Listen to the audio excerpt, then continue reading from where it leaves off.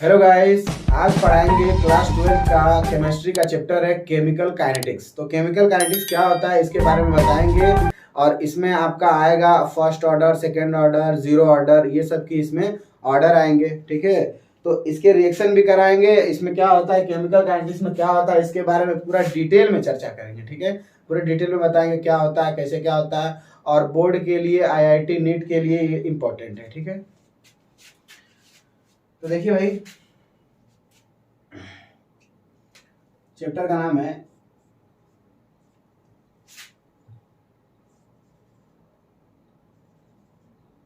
Chemical kinetics.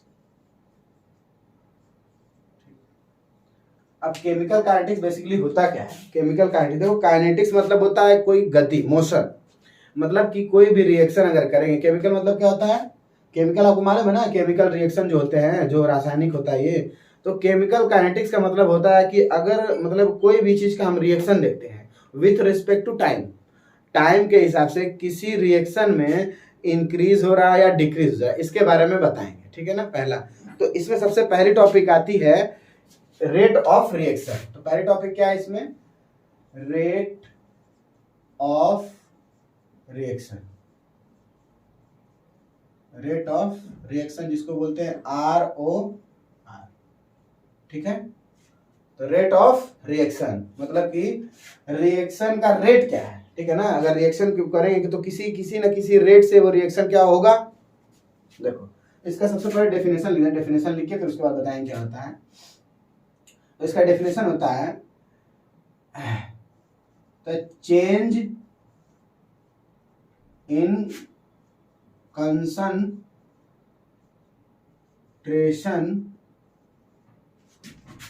Of reactant और product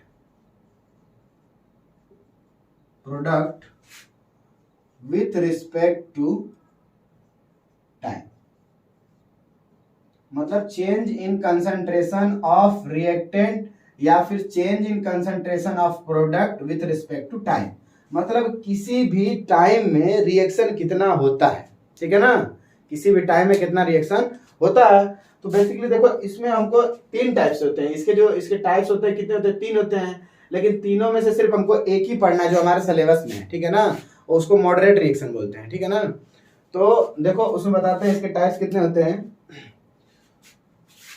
इसको मिटा दें, अच्छा ठीक है। तो पहला होता है इसमें, इसका पहला होगा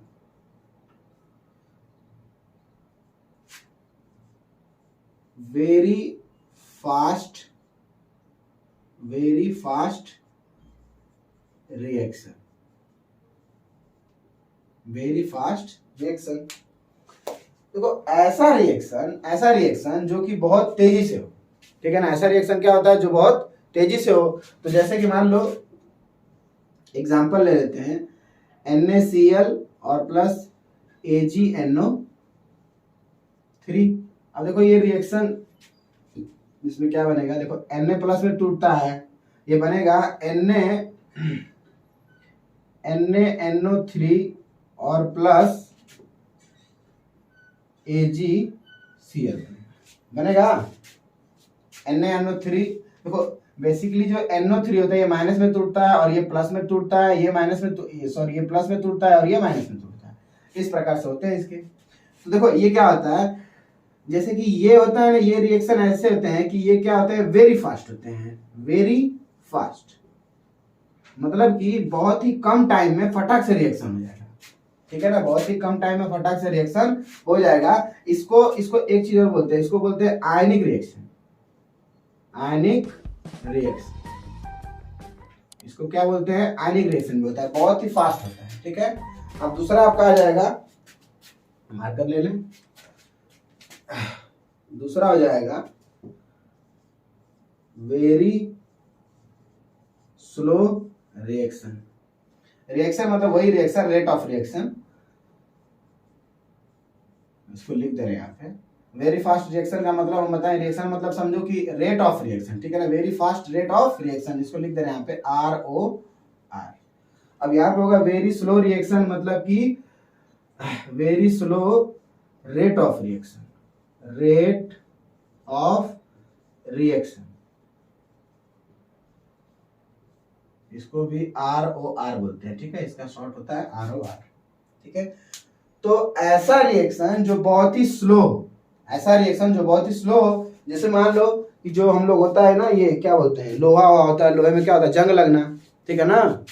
तो इसको बोलेंगे, इसका एग्जांपल बोलेंगे, इसका एग्जांपल ये है EX, और एग्जांपल होगा रस्ट ऑफ आयरन, होता है ना। और ये जो होता है महीने, 6 महीने, साल भर में होता है रिएक्शन, ठीक है ना। तो ये होता है वेरी स्लो रिएक्शन। क्या होता है? Very slow reaction, very slow reaction, ठीक है। तो ये बहुत स्लो होता है। तो देखो, इसको भी हम नहीं लेंगे, इसको भी नहीं लेंगे, क्योंकि ये बहुत ही, मतलब कि ये क्या होता है, बहुत ही फास्ट होता है। तो इतना जल्दी हो जाएगा कि इसको हम मेजर नहीं कर सकते। इसको क्या करते हैं? डिटरमाइन नहीं करते। इसको क्या करेंगे? Not determine. देखो, इसको क्या हो जाएगा? इसको कहेंगे नॉट डिटरमाइन, नॉट डिटरमाइन। इसको ये भी वही हो जाएगा, नॉट डिटरमाइन, नॉट डिटरमाइन। इसको मेजर नहीं करेंगे, इसको डिटरमाइन नहीं करेंगे। इसको नोट कर लिया, फिर इसके आगे वाला बताते हैं रिएक्शन।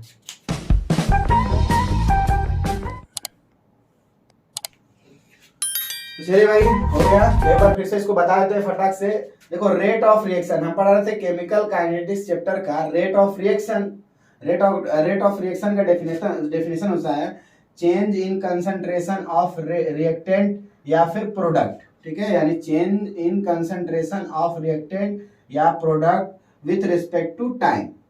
और देखो, मतलब कि कोई भी रिएक्शन होता है, कोई भी रिएक्शन होता है, जैसे कि देखो मैं एक छोटा सा बताता हूँ, फिर उसके बाद क्लियर करता हूँ। जैसे मान लो यहाँ पे देख लो, इसके बारे में, ये A+B है और ये मान लो बना दिया CD, ठीक है। तो इससे ये क्या है? रिएक्टेंट है। ये क्या है? प्रोडक्ट है। अब इससे ये बनने में कुछ ना कुछ टाइम लगेगा, कुछ टाइम लगेगा भाई, कुछ टाइम लगेगा। और जब ये रिएक्शन इधर होगा इस तरफ, तो इसकी कंसंट्रेशन क्या हो जाएगी? धीरे धीरे डिक्रीज हो जाएगी, कम हो जाएगी। जब भाई प्रोडक्ट बनेगा तो धीरे धीरे क्या हो जाएगी? कम हो जाएगी। जैसे नमक को चीनी को पानी में घोलते हैं या नमक को पानी में घोलते हैं, तो धीरे धीरे क्या होता है? नमक जो होता है क्या होता है? एकदम खत्म हो जाता है, पानी में मिक्स हो जाता है, एकदम डिजोल्व हो जाता है, ठीक है ना। तो हम बताएं कि change in concentration of reactant product with respect to time. और फिर दूसरा बताया इसमें कितने टाइप्स होते हैं, बताएं very fast reaction, rate of reaction. तो इसमें बताएं एग्जांपल NaCl प्लस AgNO3। और इसका मतलब ये होता है कि इसमें NaCl प्लस AgNO3 ये जो होता है बहुत फास्ट होता है, वेरी फास्ट रिएक्शन होता है, ठीक है ना। क्योंकि क्यों ऐसा होता है? क्योंकि ये क्या है? आयनिक रिएक्शन है, यहाँ पे लिखे हैं क्योंकि आयनिक रिएक्शन है। तो NaCl देखो NaNO3 बनाएगा और AgNO3 से बन जाएगा आपका AgCl बनेगा, ठीक है। और ये रिएक्शन कैसा है? वेरी फास्ट है। इसलिए इसको क्या करेंगे? इतना फास्ट होता है। देखो, हमको जो है केमिस्ट्री में, मतलब कि जो भी हम इंडस्ट्री में जाएंगे तो उसमें हमको ऐसा रिएक्शन नहीं लेना है जो बहुत फास्ट हो जाए या बहुत स्लो हो जाए, जिसमें काफी बहुत कम टाइम लगे। इसमें देखो टाइम बहुत कम लगेगा, इतना कम लगेगा फटाक से हो जाएगा रिएक्शन। तो इसको डिटरमाइन नहीं करेंगे। और very slow rate of reaction, मतलब कि रस्ट ऑफ आयरन, मतलब आयरन में, लोहे में जंग लगना, ये बहुत टाइम लगता है, वेरी स्लो रिएक्शन, इसलिए इसको भी डिटरमाइन नहीं करेंगे। अब चलिए अगला देखते हैं, ठीक है।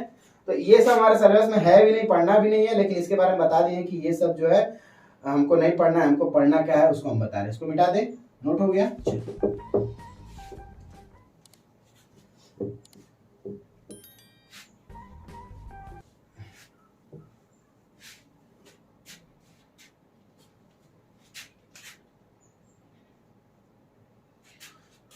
अब इसमें का तीसरा आएगा मॉडरेट रिएक्शन। मॉडरेट रिएक्शन क्या होता है भाई? देखो, मॉडरेट रिएक्शन ऐसा होता है, ऐसा रिएक्शन जो बहुत फास्ट भी ना हो और बहुत स्लो भी ना हो, एकदम क्या हो? एकदम बीच में हो, मतलब मॉलिक्यूलर रिएक्शन। इसमें क्या होगा? मॉलिक्यूलर रिएक्शन होगा, जिसमें मॉलिक्यूल के बॉन्ड के ऊपर फॉर्मेशन होगी। जैसे कि देखो बता रहे, जैसे मान लो यहाँ पे हो गया N2 हो गया और +3H2 हो गया, सपोज दैट, ठीक है, मार्कर मेरा चल नहीं रहा है, देखो भाई, और इसमें क्या हो जाएगा 2NH3 हो जाएगा, ठीक है ना, NH3 तो अच्छा 3 3 6 3 6 ठीक है, तो ये हो जाएगा N2 3H2 क्या हो जाएगा, ये हो जाएगा। देखो इसमें होता क्या है, जैसे कि ये नाइट्रोजन है, ये अपने आप में 3 बॉन्ड से जुड़ा रहेगा, और ये हाइड्रोजन है, सिंगल बॉन्डिंग होगी, हाइड्रोजन में क्या होगा, सिंगल बॉन्डिंग होगी, और इसमें क्या हो जाएगा, इसमें हो जाएगा N ऐसे ऐसे, सॉरी N है, ये हाइड्रोजन है, इधर हाइड्रोजन होगा, इधर हाइड्रोजन होगा, ठीक है। देखो भाई, इधर 3 बॉन्ड, इधर हाइड्रोजन के सिंगल बॉन्ड, अगर ये बॉन्ड टूट के इसमें जाएगा तभी ना इसमें क्या हो जाएगा, आपका प्रोडक्ट बनेगा।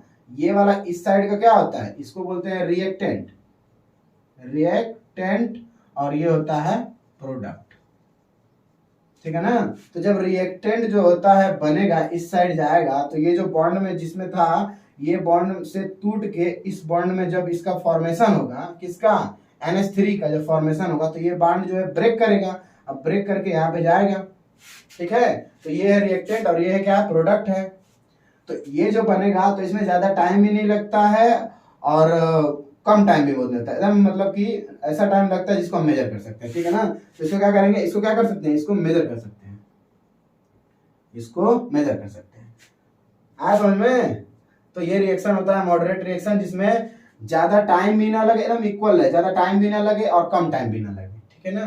तो इस एग्जांपल को उतार लो और इसका डेफिनेशन ये होगा कि मतलब ये रिएक्शन ऐसा होता है जो ज्यादा फास्ट भी नहीं होता और ज्यादा स्लो भी नहीं होता, ऐसे रेट ऑफ रिएक्शन को मॉडरेट रेट ऑफ रिएक्शन कहते हैं, ठीक है। देखो भाई, रिएक्शन बार बार मैं लिख रहा हूँ लेकिन मैं बता दे रहा हूँ, इसका मतलब होता है rate of reaction, rate of reaction. तो इसको नोट कर लो, फिर उसके बाद से बताते हैं एग्जांपल के बारे में, इसका सब एग्जांपल बताएं कैसे क्या होता है, कैसे क्या नहीं होता है।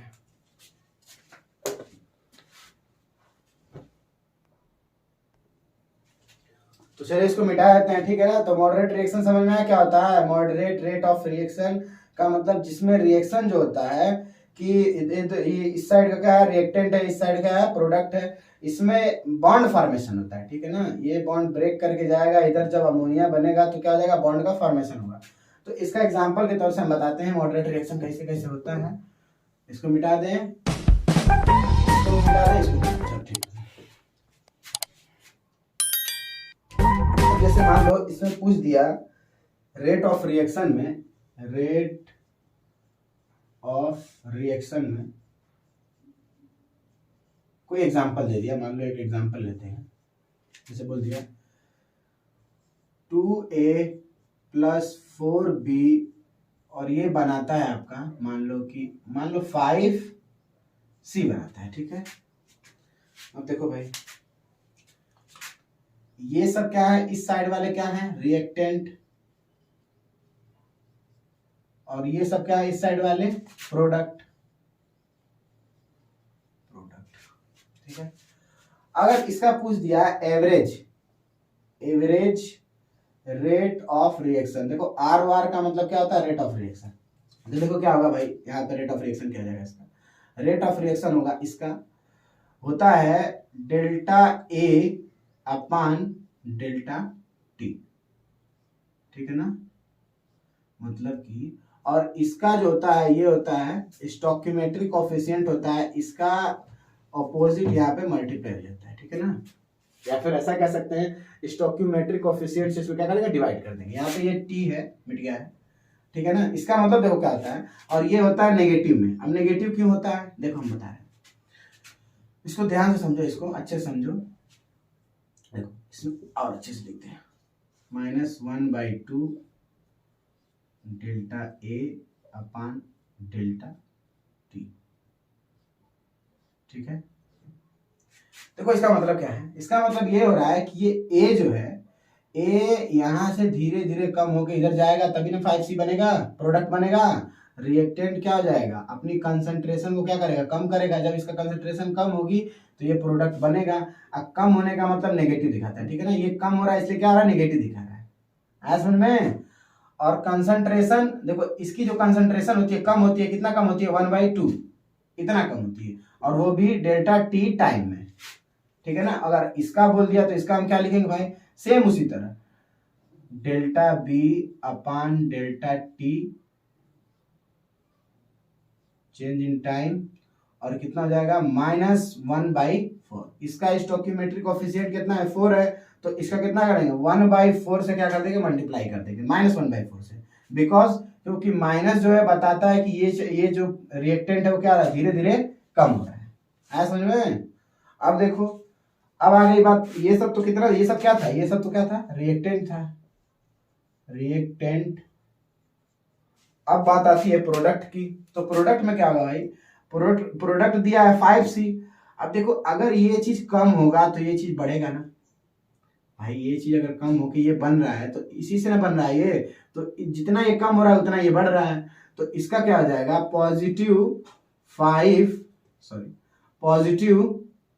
+1/5 और कंसंट्रेशन कितना हो जाएगा डेल्टा C अपान में डेल्टा टी टाइम। आ समझ में, ये पॉजिटिव रहेगा बिकॉज ये क्या है प्रोडक्ट है, प्रोडक्ट हमेशा क्या हो जाएगा बढ़ेगा, ये क्या है प्रोडक्ट है, ठीक है ना। रिएक्टेंट कम होगा और प्रोडक्ट इंक्रीज करेगा, ये डिक्रीज करेगा और ये क्या हो जाएगा इंक्रीज करेगा, और ये टाइम के साथ डिक्रीज करेगा और ये टाइम के साथ इंक्रीज करेगा, जितना ये डिक्रीज होगा उतना ये इंक्रीज होगा, ठीक है ना। तो इसलिए यहाँ पे पॉजिटिव हुआ है क्योंकि ये क्या कर रहा है इंक्रीज कर रहा है, और ये डिक्रीज कर रहा है क्योंकि ये क्या हो रहा है कम हो रहा है, ठीक है। तो ये हो गया एवरेज रेट ऑफ रिएक्शन, इसको नोट कर लीजिए पहले, फिर एग्जांपल दूसरा लेते हैं, ठीक है। चलो भाई अब एक चीज और बता देते हैं, इसी नीचे एक और करते हैं,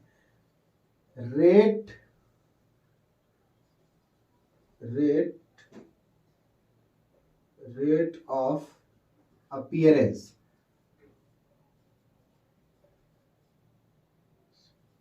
ऑफ किसका, मान लो कि सी का पूछ दिया, ठीक है ना। रेट ऑफ अपीयरेंस क्या होगा, अगर अपीयरेंस पूछेगा तो उसमें क्या हो जाएगा, अपीयरेंस में होगा ये कि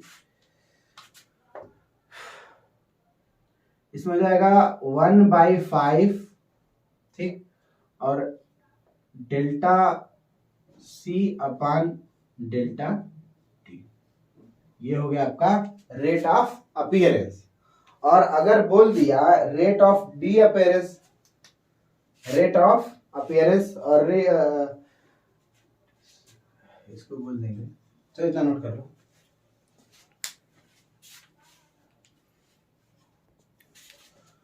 चलिए भाई। अगर पूछ दिया rate of disappearance, rate of disappearance, ठीक है। रेट ऑफ डिसअपीयरेंस क्या होगा, जो रिएक्टेंट रहता है उसमें 1/2 हो जाएगा, और ये हो जाएगा आपका delta A upon change in time, ठीक है ना। इसमें नेगेटिव पॉजिटिव दिखाना है, ठीक है ना, और इसमें नेगेटिव दिखाना है बिकॉज ये कम हो रहा है, ये क्या हो रहा है ज्यादा हो रहा है, क्योंकि ये एवरेज रिएक्शन है, ठीक है ना, एवरेज रेट ऑफ रिएक्शन, और ये भी माइनस में है, ये क्या हो रहा है रिएक्टेंट है, ये सब रिएक्टेंट हमेशा क्या हो जाएगा डिक्रीज होगा, और ये +1/5 ये क्या हो गया आपका एवरेज रेट ऑफ रिएक्शन हो गया, बिकॉज ये बताता है कि प्रोडक्ट हमेशा क्या करेगा इंक्रीज करेगा, और ये रिएक्टेंट क्या होगा डिक्रीज करेगा। रेट ऑफ अपीयरेंस बताए हैं सी का, सी यही है ना, तो सी का कितना हो जाएगा 1/5 डेल्टा C अपान डेल्टा टी, और फिर रेट ऑफ डिसअपीयरेंस 1/2, जिसका स्टोकियोमेट्रिक कोफिशिएंट कितना है, देखो यहाँ पे ये है 1/2 delta A upon delta T. अगर इसका भी पूछ दिया डिसअपीयरेंस ऑफ A एंड, और मान लो इसी में पूछ दिया और किसका B का, तो इसका भी हो जाएगा, इतना निकाल देंगे 1/4 डेल्टा B अपान डेल्टा टी, ये हो गया, इतना नोट कर लीजिए। तो आज के लिए इतना ही, अब कल मिलेंगे आपसे एक नए वीडियो के साथ, ठीक है। तो इसको पढ़ते रहिए, जो नहीं समझ में आ रहा है कमेंट करिए, फिर हम कोशिश करेंगे आपके प्रॉब्लम को, आपकी समस्याओं को सुलझाने की, ठीक है। थैंक यू, जय हिंद।